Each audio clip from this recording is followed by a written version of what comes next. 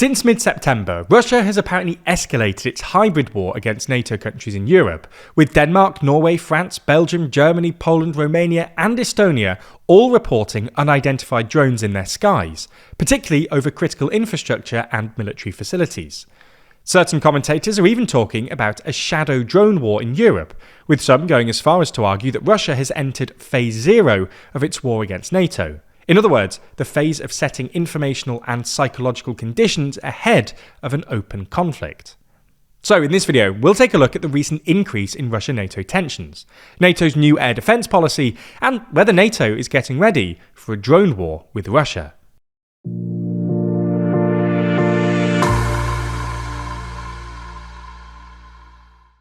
Could you rank every single politician in the world? Here are our thoughts and argue with us on our podcast, the World Leader Leaderboard. Find it over on the TLDR Podcast YouTube channel or in your favourite podcast app. Let's start by recapping the recent increase in Russia-NATO tensions. In September, suspected Russian drones or military aircraft were spotted above several European NATO countries.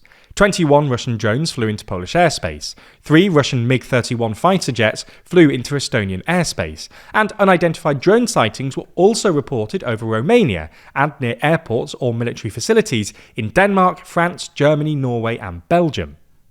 In response, NATO launched its Eastern Sentry military operation, a collective aerial defence effort involving France, Germany, Denmark and the UK, sending fighter jets to Eastern Europe to patrol the skies over NATO's eastern flank. However, the drone incursions have also exposed weaknesses in NATO's air defences, especially over a lack of cohesion when it comes to decision-making. On Wednesday, NATO chief Mark Rutte admitted that national caveats, i.e. limits that member states place on the use of their assets during NATO missions, are, quote, holding us back and making us less effective. To remedy this, NATO is trying to draw up a single set of guidelines for engaging enemy aircraft, which will hopefully prevent delays in decision-making and streamline the response to any future provocations by Russia. Anyway, alongside this escalation in the skies, since late September, Russia has also stepped up other kinds of hybrid attacks, such as accusing the EU, UK and Poland of orchestrating false flag operations to blame on Moscow. Earlier this week, 7 armed servicemen in unmarked uniforms were also spotted in an area of Russia close to the Estonian border, the first known instance of so-called little green men near a NATO state.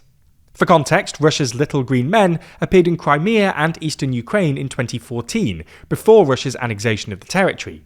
And because they were operating without insignia, this allowed Russia to blur the lines between local militias and foreign invaders, complicating Ukraine's ability to respond and delaying international action. This intensified testing of NATO by Russia in recent weeks has led to a growing consensus among analysts and policymakers that Russia's hybrid war may now have moved to a new, more escalatory phase. This is sometimes known in Western military terms as Phase 0, or in Russian terms as the Special Period. In late September, Germany's Chancellor Friedrich Merz encapsulated this, saying Europe is not at war, but no longer at peace either. As such, NATO and the EU are now scrambling to improve their air defences and anti-drone capabilities. Individual countries have taken specific measures. Germany, for instance, announced a new law this month allowing to shoot down rogue drones, while Poland has vowed to shoot down Russian aircraft that violate its airspace. But perhaps more significantly, both the EU and NATO are now working on new air defences to allow Europe to respond more effectively to Russian aerial threats. So what is this new air defence policy actually going to look like?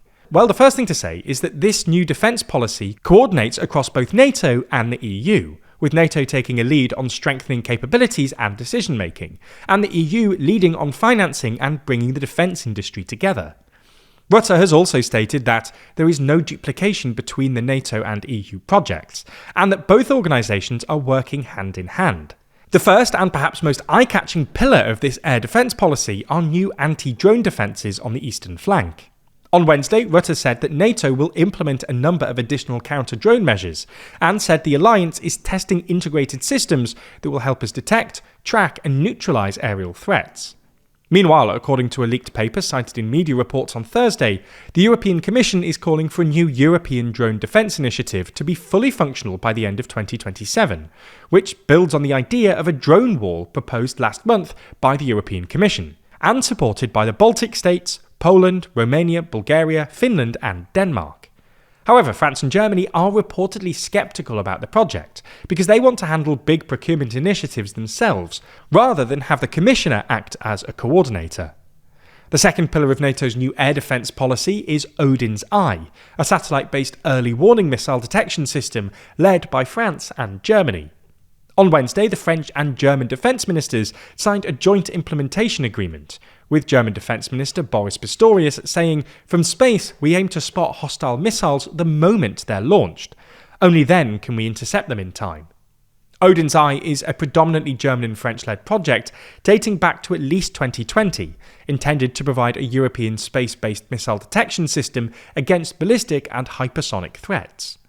This is largely aimed at increasing European defence autonomy, given concerns about the US's reliability and commitment to NATO under Trump.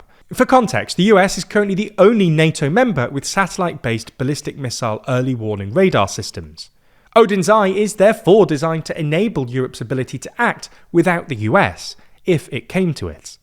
And finally, the third pillar is NATO's so-called aerial shield. Brought together under NATO's integrated air and missile defence mission, this works through a network of sensors, on land, including via the US-supplied Patriot missile defence systems, on sea via destroyers, and in the air via large tethered balloons, known as aerostats, which are fitted with radars and analysis systems.